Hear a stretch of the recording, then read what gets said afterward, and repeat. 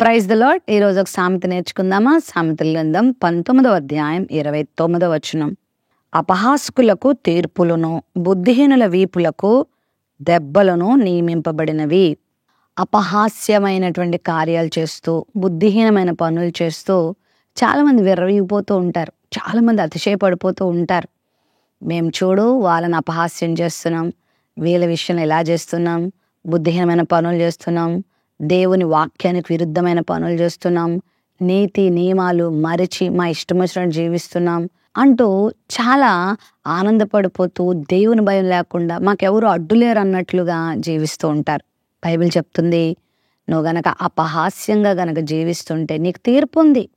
అన్యాయంగా, అక్రమంగా, దోపిడీ చేస్తూ, దొమ్మిగా వచ్చి దాడి చేస్తూ, నీ ఎదుటివారు బలహీనులని, నేనేం అనట్లేదని, ఏమీ చేయలేకపోతున్నారని వారిని అపహసిస్తున్నావా?